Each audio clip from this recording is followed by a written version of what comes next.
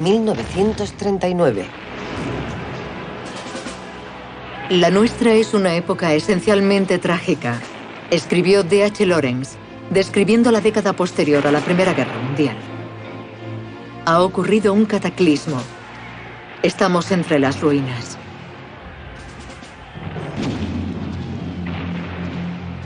La nueva y aterradora tecnología bélica no solo había destruido toda una generación de jóvenes, sino todos los valores subyacentes en el estilo de vida británico.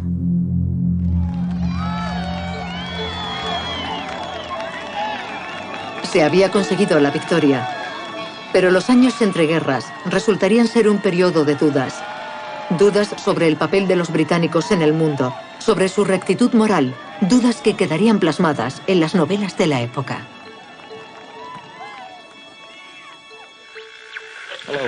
Hola, aquí la BBC. ¿Están listos para escuchar nuestra emisión?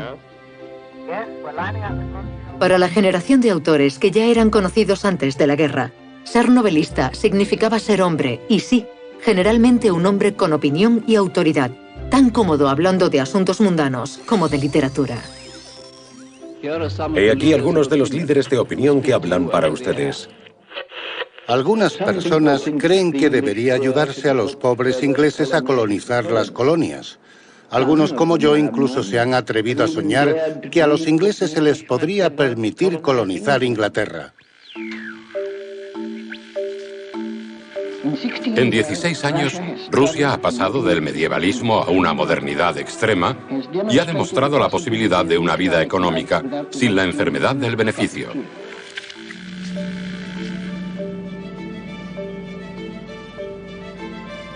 Los primeros en tratar las implicaciones de la nueva era de la duda fueron el grupo de intelectuales que formaron el Círculo de Bloomsbury. Bloomsbury es un pequeño distrito de Londres de calles residenciales que rodean el Museo Británico. Fue allí donde vivían o se reunían los miembros del Círculo de Bloomsbury. Allí, según uno de ellos, todo iba a ser nuevo, todo iba a ser distinto. Entre ellos estaban Bertrand Russell, un filósofo de fuerte sentimiento antibélico y antiimperialista; John Maynard Keynes, que se convertiría en el economista más influyente del siglo; y el biógrafo Lytton Strachey, entregado a desacreditar a los héroes de la era anterior.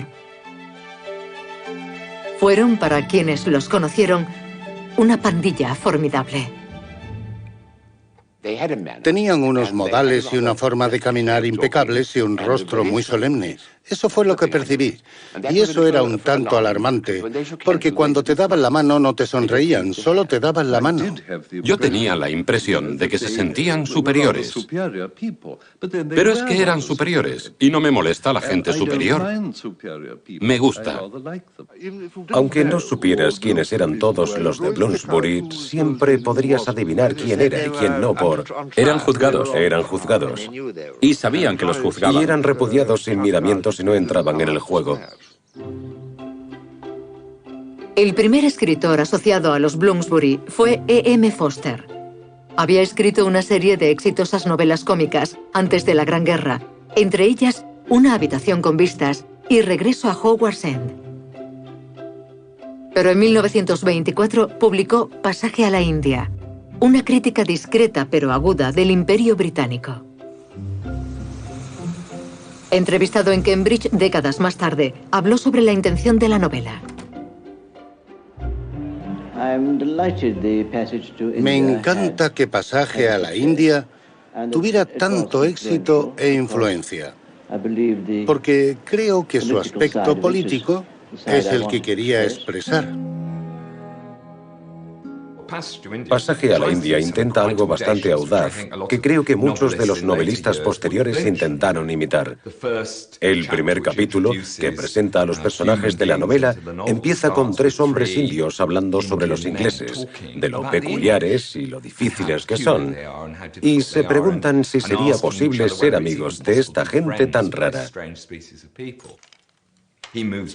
Se mueve entre los personajes masculinos y femeninos y la vida interior de los hombres y las mujeres tan rápido y seguro como lo hace entre los británicos y los indios. Y en cierto sentido es sencillamente notable que una novela con semejante enfoque del Imperio Británico fuera tan ampliamente aceptada y tan popular.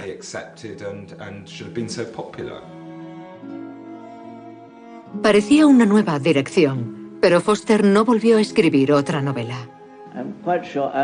Estoy seguro de que no soy un gran novelista porque solo sé plasmar sobre el papel 3 clases de personas.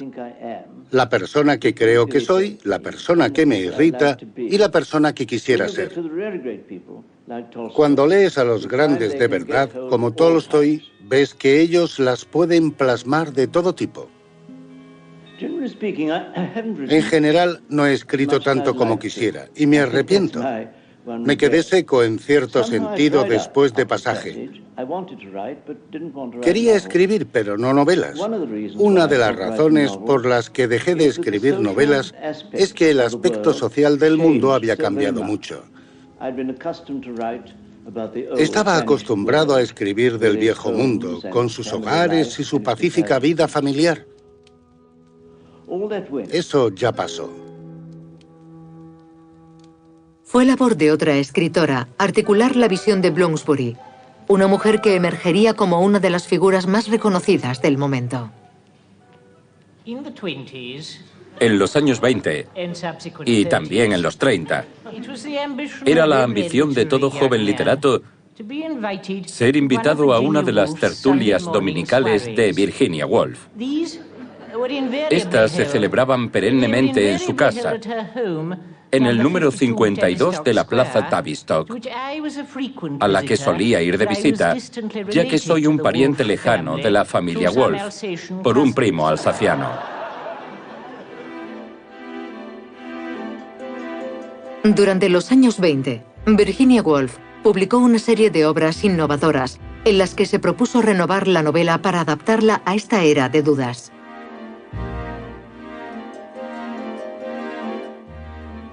Sus amigos y coetáneos creían que lo consiguió, tal como recordaban mucho después de su muerte. Virginia Woolf era mi idea de un genio.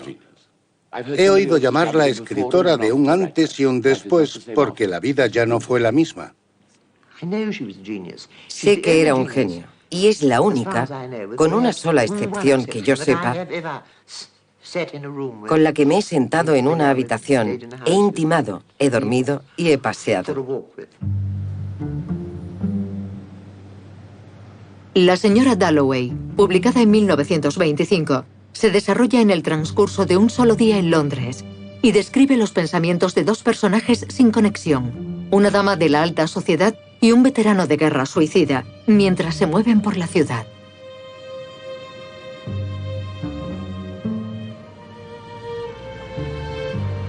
Para Woolf, la novela no puede salvar al mundo, pero puede enseñar la auténtica poesía de la mente normal en un día cualquiera, una técnica conocida como flujo de consciencia.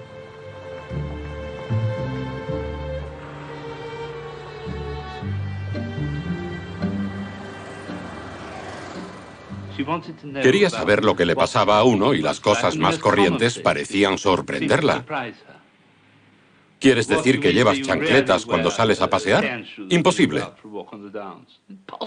Bajaste la calle. ¿Por qué la bajaste? ¿Con quién ibas? ¿Qué viste? ¿Viste un perro o un gato?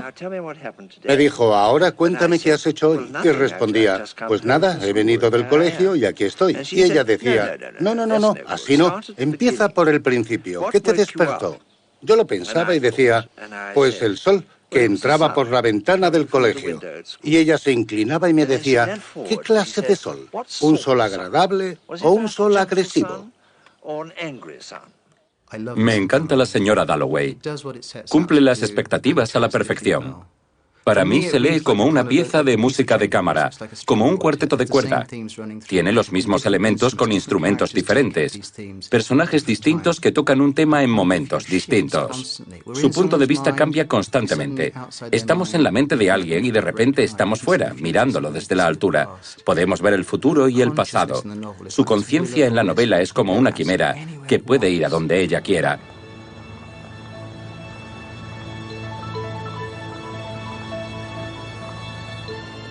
Cuando Woolf fue a los estudios de la BBC para hablar de La Nación, escogió tocar un tema muy querido: cómo la lengua inglesa, después de la Gran Guerra, había sido liberada del peso del pasado para renacer y crear un arte nuevo.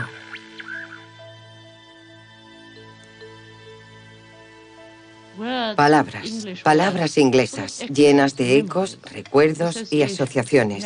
Naturalmente, han estado en boca de la gente en sus casas, en las calles y en el campo durante muchos siglos.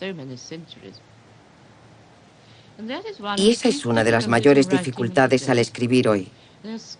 Están cargadas de otros significados, de otros recuerdos. Nuestra labor es ver qué podemos hacer con el antiguo idioma inglés. ¿Cómo podemos combinar las viejas palabras en un orden nuevo para que sobrevivan y creen belleza y digan la verdad? Esa es la cuestión.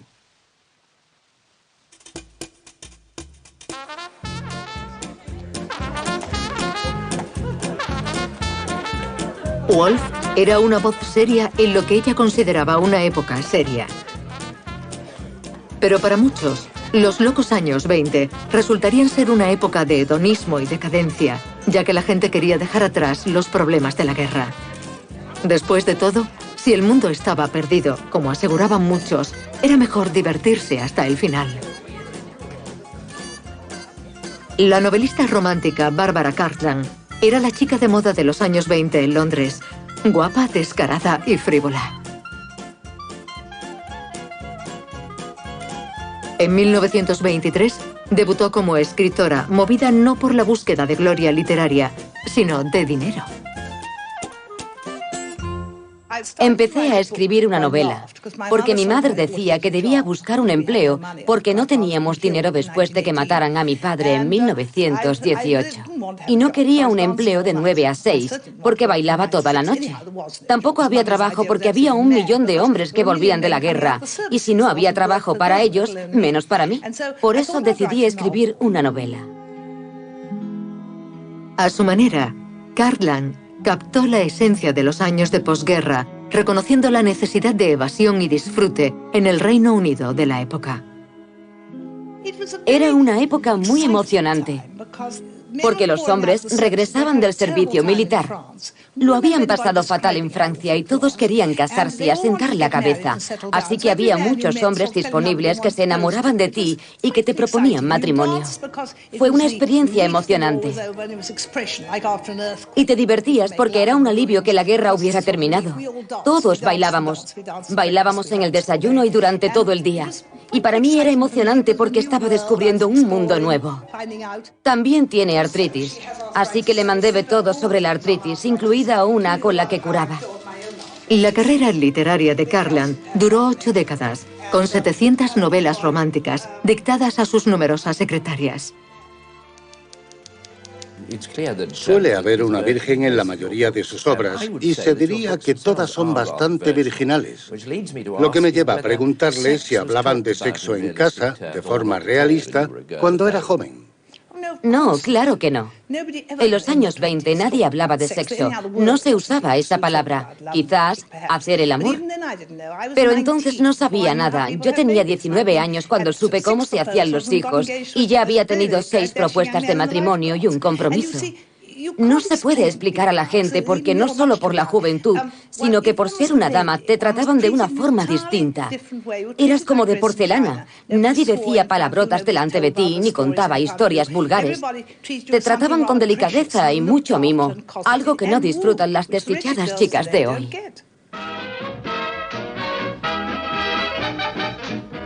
Las chicas, desdichadas o no, son criaturas que deben ser temidas en las novelas de P.G. Wodehouse. Tuvo mucho éxito con las historias de un tipo de la alta sociedad llamado Bertie Wooster y su listo mayordomo, Gibbs, ambientadas en un mundo sin preocupaciones, donde lo peor que puede pasar es la visita inesperada de un familiar.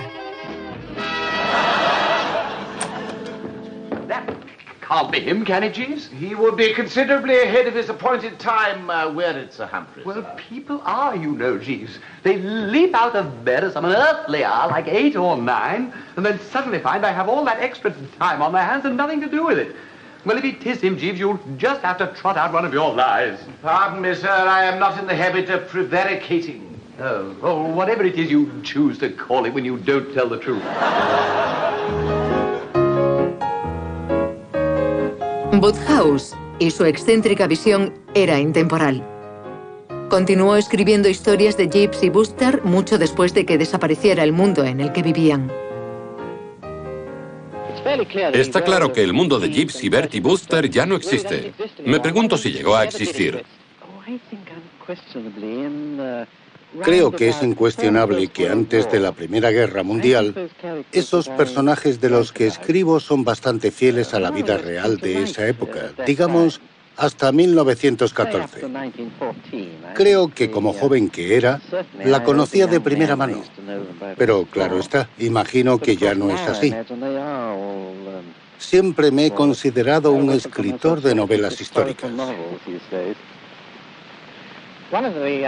Una de las cosas que dicen los críticos sobre sus obras, de vez en cuando, es que carece de sexo como norma. No sé, es absolutamente cierto. Claro que cuando empecé a escribir el sexo era un tabú y ni siquiera se podía insinuar. Supongo que uno se acostumbra. La verdad es que el sexo ya no tendría cabida en mi obra. Es demasiado ligera.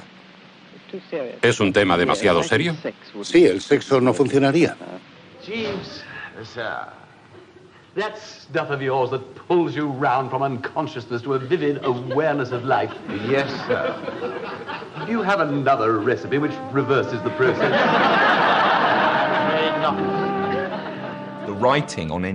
El estilo de cualquiera de las páginas. El estupendo diálogo está escrito cuidadosamente. Incluso los largos pasajes narrativos de Bertie Wooster son muy ricos lingüísticamente. Es un truco muy difícil crear a este tonto rematado, cuyo discurso está salpicado de un latín medio olvidado, de muchas citas de Shakespeare y repleto de clichés y modismos. Era un texto increíblemente rico, así que la ligereza es solo una apariencia. Todos sus libros se caracterizan por una trama enormemente compleja. ¿Cómo los empieza? Pues es cuestión de paciencia. Me siento, escribo nota tras nota, unas 400 páginas de notas, prácticamente todas inútiles, y finalmente una escena puede llevar a otra. Es un poco como un crucigrama. Te dan una pista y tienes una palabra, y luego hay que cruzar otra que encaje, si no, no puedes avanzar. ¿No cree en lo de dejar que los personajes tomen el control? Por Dios, no. Sé que algunos autores lo hacen, pero no sé cómo. Yo tengo que saber a dónde voy antes de empezar una novela. Tengo toda la estructura. ¿Ha tenido alguna vez la ambición de convertirse en un autor serio? No, aunque suene raro, no. No creo que pudiera, me cansaría. Pero tampoco he tenido ganas. Nunca he escrito una historia seria en mi vida. Wodehouse continuó escribiendo novelas de Jeeves hasta su muerte a los 93 años. Su visión cómica era esencialmente nostálgica, pero al final de los años 20, uno de sus más agudos discípulos usaría ese espíritu anárquico en una crítica de la época.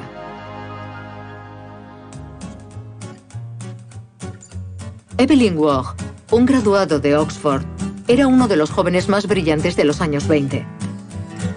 Pero en una serie de novelas satíricas que publicó de 1928 en adelante, parodió los círculos privilegiados en los que se movía y se burló de las instituciones británicas más sagradas.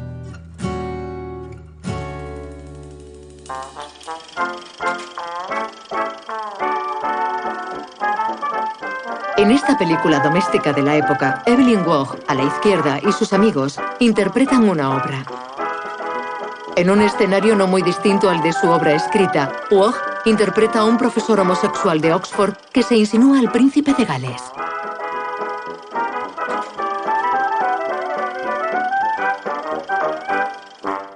Cinco segundos. Prevenida la 2.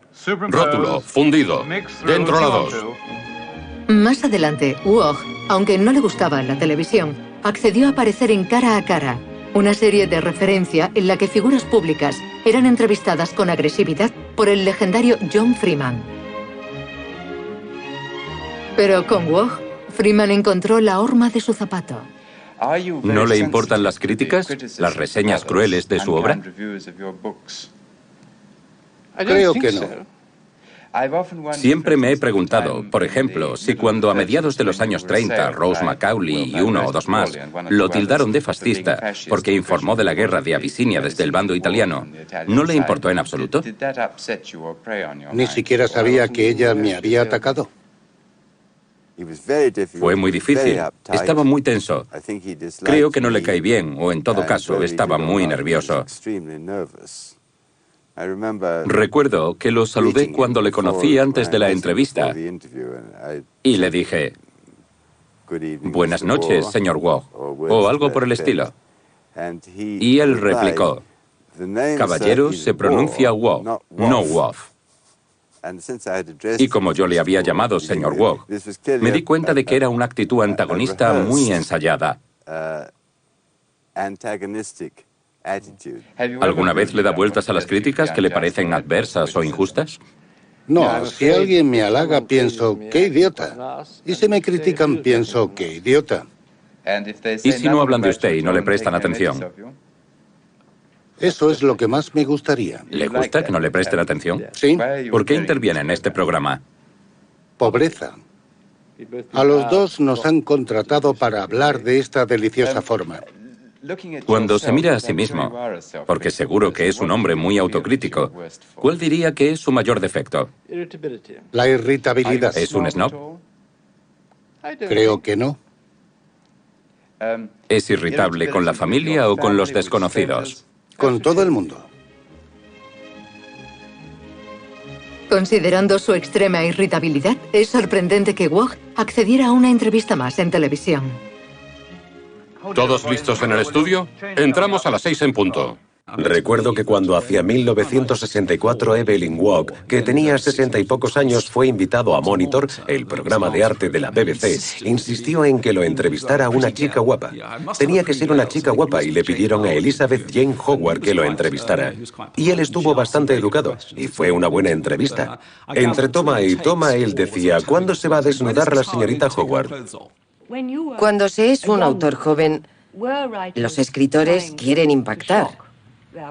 Durante su entrevista, Waugh habló de los años 20 y fustigó el estilo innovador de escritores como Virginia Woolf. La cuestión era impactar leyeras lo que leyeras. Cuando empecé estaba de moda sorprender, intentar reducir la prosa a una especie de galimatías. En mi juventud, muchos de los buenos escritores se metieron en un callejón sin salida conocido como flujo de consciencia. Intentaban reproducir lo que pensaba y sentía la gente, aparte de lo que hacían o decían. Pero cuando se trata de prosa, un inglés corriente sabe lo que es, la habla todo el tiempo y no se le puede engañar. Americanos como Gertrude Stein solo escribían galimatías. Entonces contrataron a un pobre chiflado irlandés del que no había oído hablar, llamado James Joyce, que terminó siendo de gran influencia en mi juventud. ¿Lo fue? Y escribía fatal. Empezaba escribiendo bien y veías cómo se volvía loco. Si lees el Ulises, va enloqueciendo frase a frase. Pero eso fue antes de que lo contrataran los americanos. Y lo hicieron para que escribiera El despertar de Finnegan, que es un galimatías.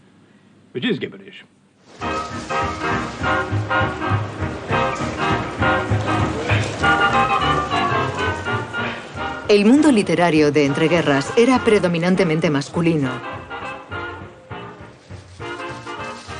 Pero siguiendo los pasos de Virginia Woolf, emergía una nueva generación de escritoras.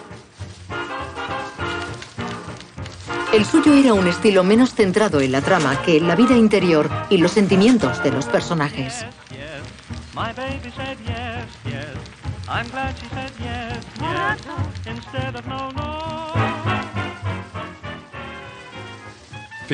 Los novelistas empezaron a buscar, por otro camino, la posibilidad de crear una nueva voz femenina de ficción. Tal vez, irónicamente, es un periodo en el que mientras la ficción está en un momento experimental, también está dividida, más que en el pasado, por el sexo del novelista en cuestión.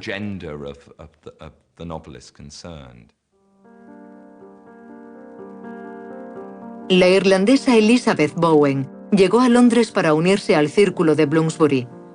Publicó una serie de novelas electrizantes en las que se revelaba el drama emocional de una vida aparentemente rutinaria.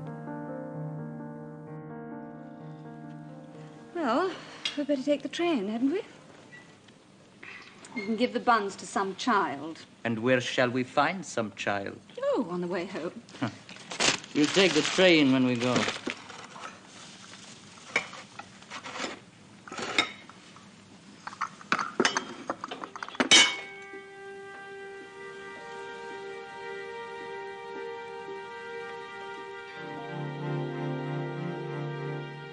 La obra maestra de Bowen, La muerte del corazón, narra la historia de una huérfana de 16 años que aprende amargamente la cruel realidad de la vida.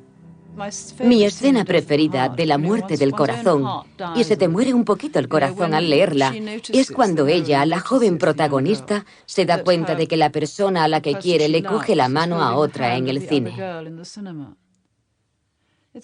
Es una escena muy sencilla, pero la traición es tan intensa que sientes que te está pasando a ti.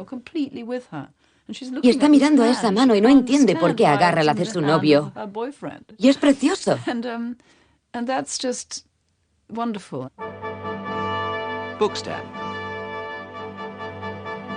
Años después, Bowen fue entrevistada sobre la muerte del corazón por V.S. Naipaul. La muerte del corazón es quizás la novela más conocida de Elizabeth Bowen. Pero la señorita Bowen se refiere a ella como una novela de preguerra, y me gustaría preguntarle sobre ese concepto. Una novela que refleja el tiempo en que fue escrita.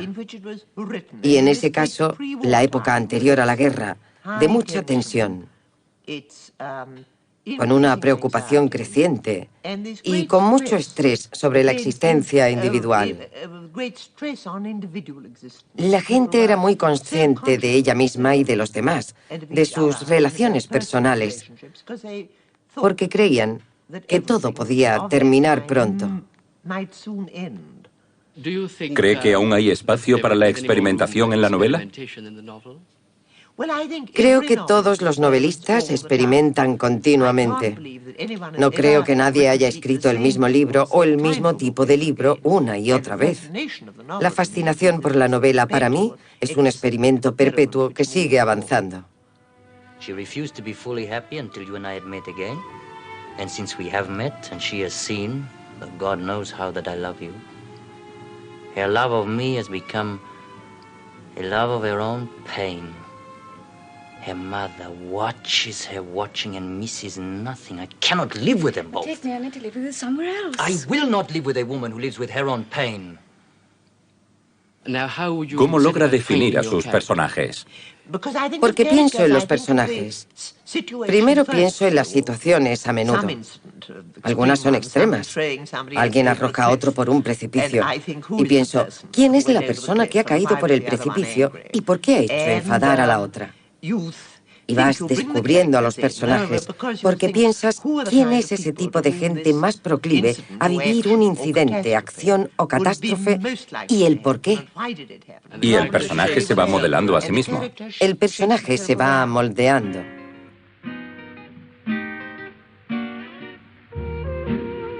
En un mundo dominado por el hombre, era fácil que las escritoras pasaran desapercibidas.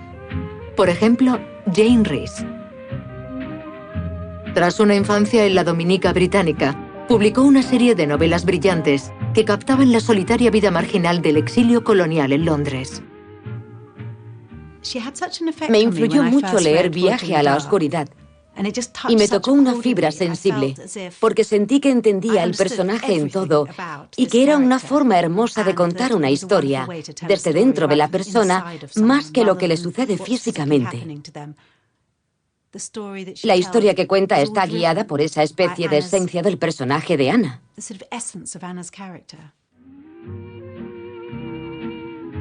Pero Reese no fue valorada en su época. Desapareció de la vida pública durante muchos años, antes de volver con su triunfal canto del cisne, Ancho mar de los sargazos, en 1966. Mientras muchos la daban por muerta, ella estuvo viviendo en una pequeña casa en Devon. Grabada por las cámaras en una breve entrevista poco antes de morir, se preguntaba si los escritores podían ser felices de verdad. ¿Escribir siempre ha sido, en parte, alejar cosas de su pensamiento? Sí, desde luego. Cuando estaba emocionada por la vida, no quería escribir. Y cuando era feliz, no quería escribir. Nunca he escrito sobre la felicidad. Nunca he querido. Además, no creo que se pueda describir la felicidad. Entonces, ¿con qué se conforma si no puede describir la felicidad? Supongo que nunca he vivido un periodo largo de felicidad. ¿Cree que alguien lo ha vivido? Pero bueno, creo que si pudiera escoger, preferiría ser feliz a escribir. Si volviera a empezar la vida y pudiera escoger.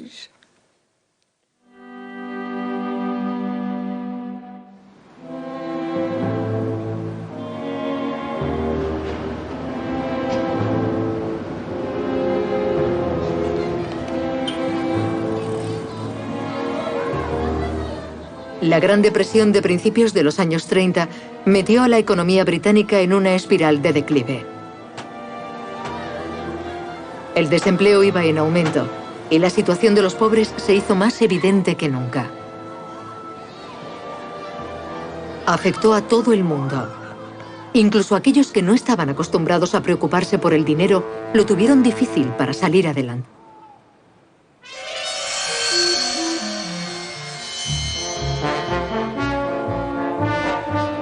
Para el poeta Robert Graves, la solución era escribir un bestseller, y lo hizo con Yo, Claudio.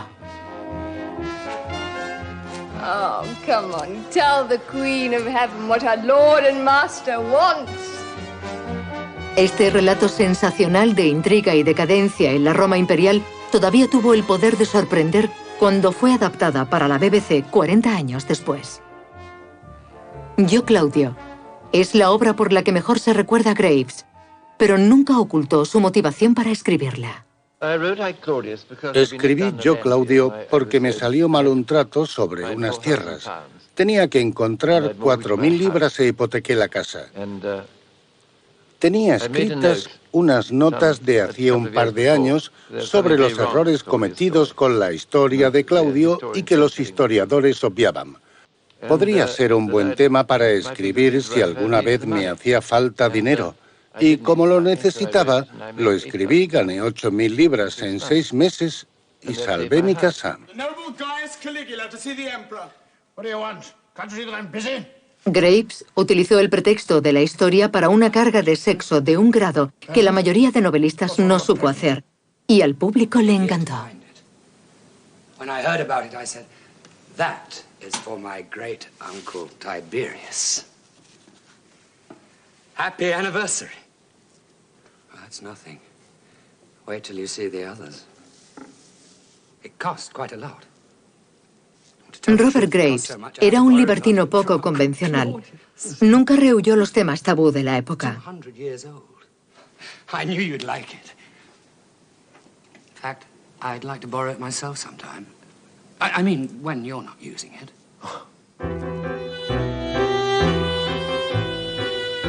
En una entrevista con Malcolm Muggeridge, Graves habló abiertamente de sus experiencias sexuales en el colegio.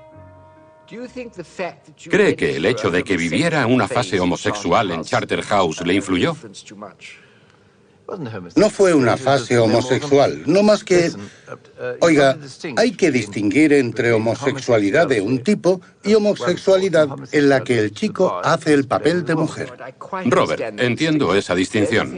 Lo único que me pregunto, no habiendo estudiado en un colegio así, es si el hecho de que viviera esa fase Y ahora, viéndolo desde la distancia, si cree que le influyó positivamente, negativamente, mucho o poco. Bueno, todo es interesante, por así decirlo.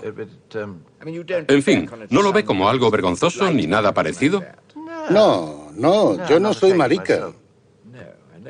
Ya sé que no. Gracias. No es lo que me consta.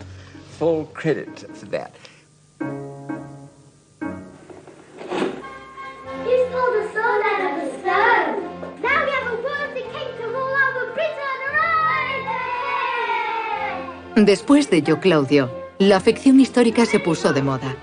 Un profesor de colegio se inspiró por las experiencias vividas en clase para escribir una reinterpretación radical de la leyenda del rey Arturo.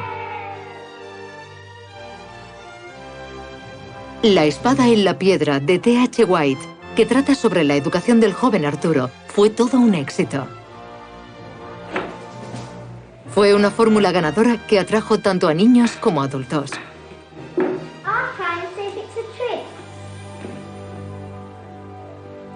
Creo que los niños son 10 veces más inteligentes que los adultos. Están más despiertos, son más perceptivos, hacen más cosas, son más vigorosos y más capaces de distinguir entre el bien y el mal. Yo soy infantil y estoy orgulloso.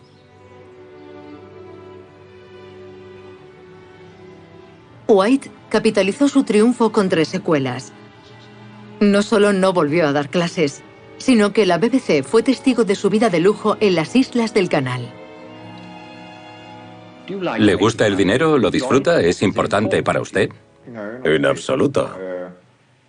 No. ¿Gana mucho dinero? No. Gané mucho dinero y se lo llevó todo a Hacienda. Pero aunque fuera millonario, seguiría viviendo igual. Uno es como es. Pero vive acomodadamente. No, para nada. Me cocino yo y lo hago todo yo. Tiene una piscina grande y un templo de Adriano. La piscina es para nadar y el templo de Adriano es porque creo que Adriano era un gran tipo. Pero no tengo uno porque soy rico, sino porque puedo permitírmelo. Ahora gasto más en tabaco.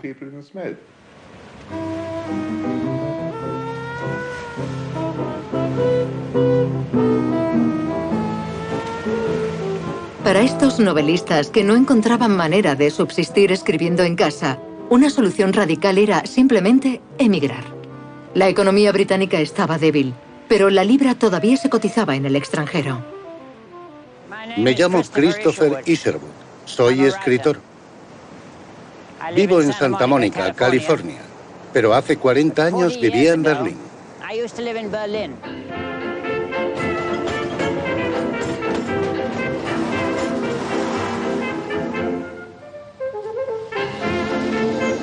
A principios de los años 30, Berlín era la ciudad más emocionante del mundo.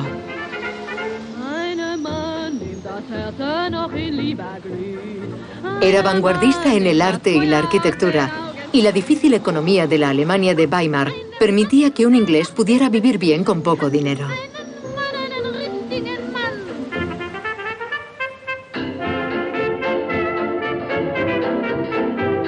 Pero para Isherwood, lo más atractivo de Berlín era la decadencia y el libertinaje sexual de su vida nocturna.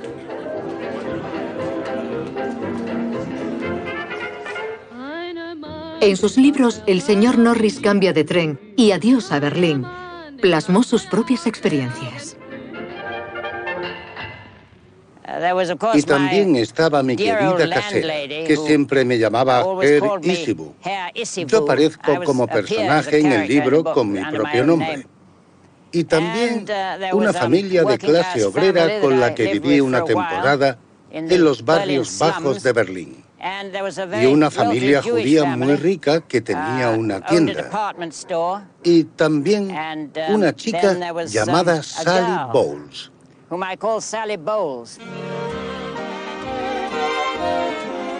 Sally Bowles, una cantante británica de salas de fiesta, sería inmortalizada por Liza Minnelli en Cabaret, un musical basado en las obras de Isherwood. Mientras marcaba el número, me di cuenta de que sus uñas estaban pintadas de verde esmeralda, un color poco afortunado, ya que llamaba la atención sobre sus manos, que estaban manchadas de nicotina y tan sucias como las de una niña pequeña. No recuerdo que Sally llevara las manos sucias, pero sí que estaban manchadas de nicotina. Cuando uno se pone a describir, siempre exagera ciertos detalles. Su rostro era delgado, muy pálido por el maquillaje. Tenía unos grandes ojos castaños que deberían haber sido más oscuros para igualarse a su pelo. El estilo es un poco sencillo y poco ambicioso. No está muy elaborado. No podría compararse con el Ulises de Joyce, por así decirlo. Pero tiene unas observaciones muy agudas. Habla con cariño de lo glamurosa que era Sally Bowles. Y un día dice que tiene muy mal aspecto, que parece que le hayan hervido los ojos. Y eso resulta mucho más duro que cualquier juicio moral.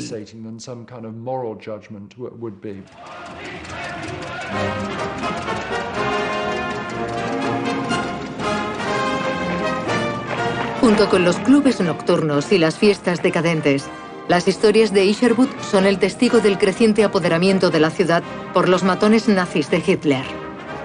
Pero Isherwood evita moralizar y se describe a sí mismo como una simple cámara que informa, pero que no juzga lo que ve. El Christopher Isherwood, o Herr Isherwood en el libro, es un mero espectador, una especie de cámara que se encuentra entre los personajes. Y cuando lo escribo, intento describir exactamente lo que vi y por qué fui y por qué quise salir de allí. Si hubiera insistido en eso, las historias de Berlín no habrían sido tan entretenidas, porque no habría descrito a toda esa gente.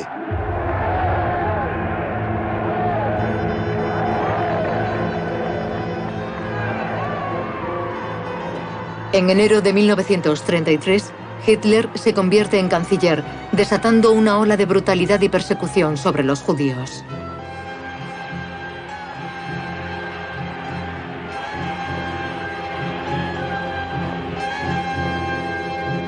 Isherwood abandonó Berlín para siempre, sin ninguna duda sobre el futuro de Alemania y las repercusiones para el resto de Europa.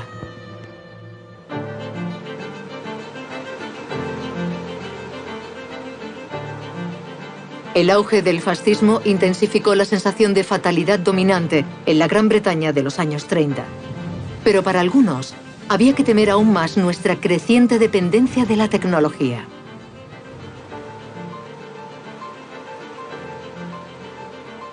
La pregunta clave era si la libertad humana y la individualidad sobrevivirían al despiadado avance de la ciencia.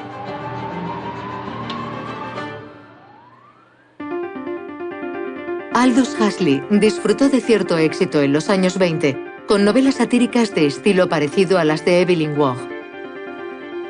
Pero en 1932 publicó Un mundo feliz, una visión distópica de un Reino Unido donde los fármacos y el sistema de rangos sociales, modelados por la producción en cadena de las fábricas, se usan para controlar el comportamiento humano.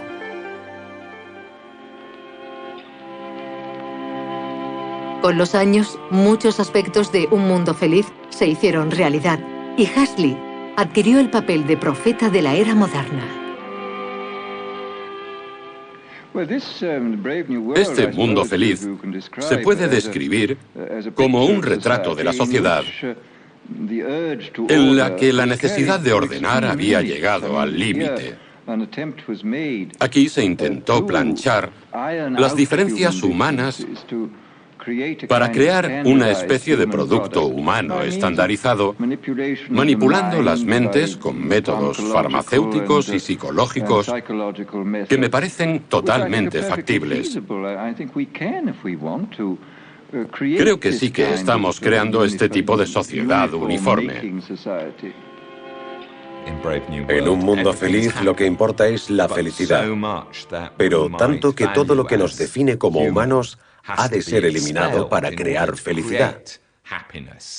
La libertad, la literatura, toda forma de desdicha, de descontento o de incomodidad. Pero en esa búsqueda de la felicidad,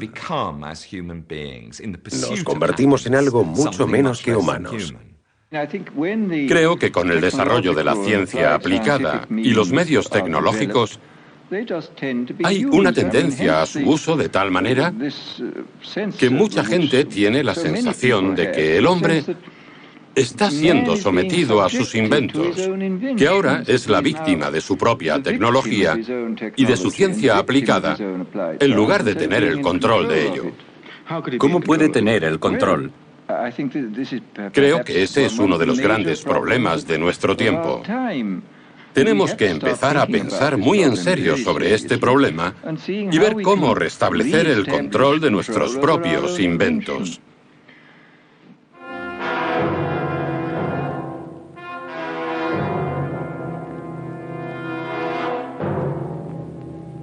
La obra de Huxley, a su vez, influyó sobre otra gran novela distópica, una adaptada por la BBC poco después de su publicación.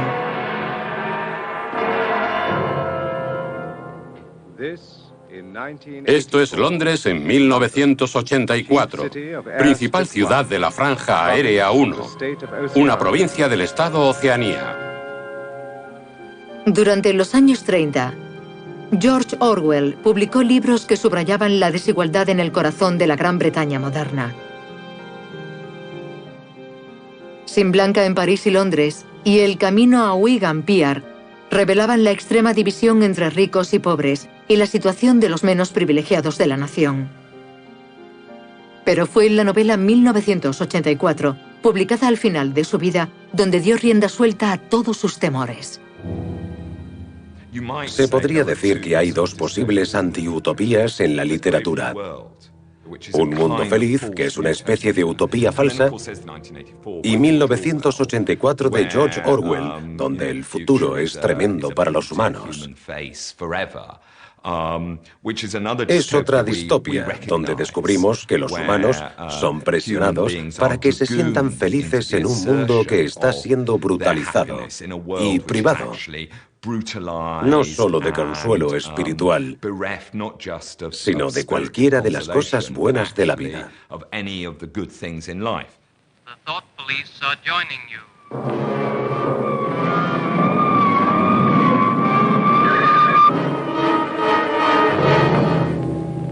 ...1984 tiene la virtud de ser una lectura intensa, con una escritura vigorosa y que tiene presencia.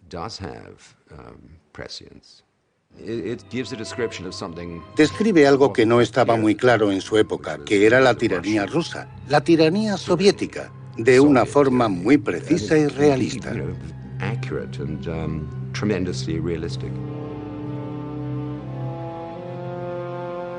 Durante un tiempo, Orwell trabajó en la BBC y basó ciertos detalles de 1984 en sus experiencias allí, incluida la temida Habitación 101, donde decía que se celebraban las reuniones burocráticas.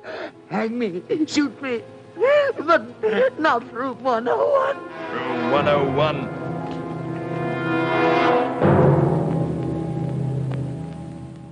Don't get anything at all from them. Morning, Bob. Hello, Jeff. Morning, Jeff. Hello, Margaret. We use the submarine piece. A pesar de que Orwell pasó más de 2 años presentando, la BBC no conserva ninguna grabación de su voz.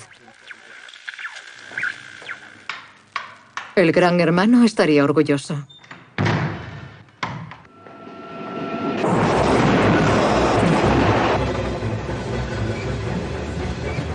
A finales de los años 30, el ambiente era el perfecto para que surgiera un nuevo género literario. Uno arraigado en la paranoia y el pesimismo, en la traición y la desesperación. Un mundo de pasos fronterizos nocturnos y de identidades ocultas. Un mundo que acabó siendo conocido sencillamente como Greenland.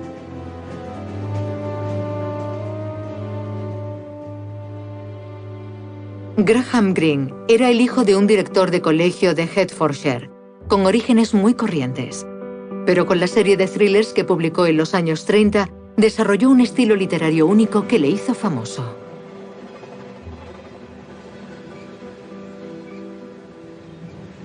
En consonancia con su obra, cuando la BBC hizo un documental sobre Greene, no quiso que le grabaran el rostro, pero permitió que un equipo de televisión le acompañara en un viaje por Europa. ¿Por qué ha decidido no mostrarse? Me da miedo interpretar un papel. ¿El papel de quién? No estoy seguro. El papel de un escritor, el papel de católico, no sé. Pero creo que interpretaría un papel y dejaría de ser escritor para ser un actor.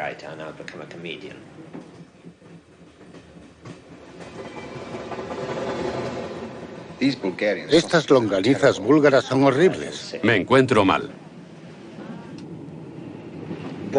El aburrimiento siempre ha sido mi condición. Un mal, como maníaco depresivo. Tengo la sensación de que bajo mis pies hay una fina capa de hielo y si me quedo mucho rato en el mismo sitio, se romperá.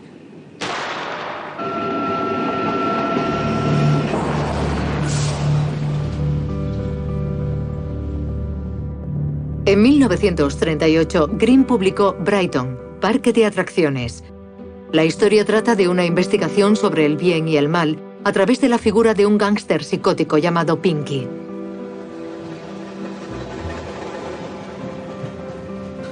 Cuando empecé a escribir Brighton, Parque de Atracciones, quería hacer una historia policíaca. Luego, el personaje de Pinky se apoderó de todo y me di cuenta de que no iba a escribir una historia de detectives. Todo lo que queda de esa historia es el primer asesinato. ¿Pinky iba a ser tan malo? Quería que la gente le viera lo suficientemente malvado como para justificar la idea del infierno. Quería presentar una duda sobre su futuro. Una duda sobre si incluso un hombre así podría llegar a merecer un castigo eterno.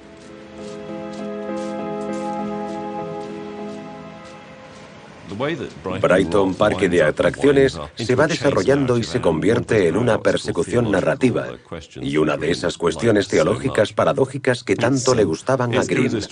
Es irresistible, con ese carácter de parque de atracciones. Explica al novelista en ciernes cómo se elabora un relato.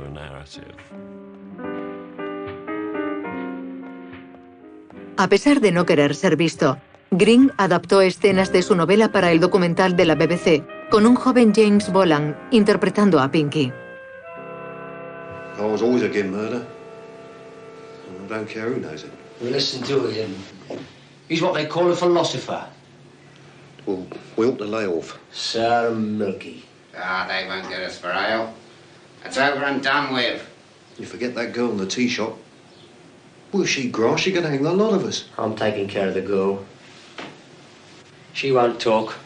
You're marrying her, aren't you? Who told you I was marrying her? Spicer. Well, and he said it'd make us safe. I mean, well, a wife can't give evidence, can she? That cheap baloney. You don't have to be so solemn about it.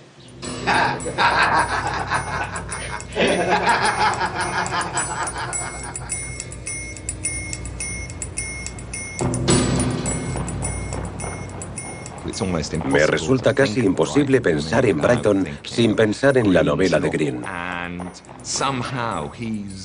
Y de alguna forma, crea una mezcla peculiar con la prosperidad y cursilería de esa población costera y la convierte en el escenario de una historia sobre si las almas de los hombres y mujeres pueden condenarse o no.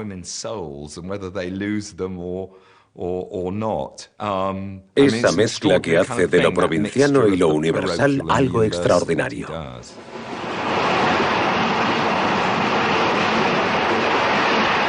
A causa de su fascinación por el lado oscuro de la vida, Greene se mantuvo totalmente ajeno al que por entonces era el tema candente del momento. Es interesante que no haya escrito, que yo sepa, sobre la Alemania nazi. Me mantengo al margen.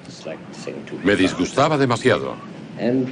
Estábamos tan cansados de Hitler en aquella época, aunque uno no entendiera el alemán, su voz era molesta.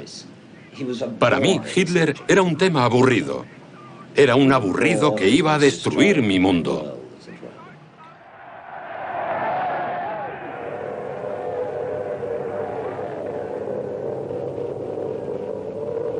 Green tenía razón. En septiembre de 1939, Gran Bretaña le declaró la guerra a la Alemania nazi y el mundo que él y su generación conocían desaparecería.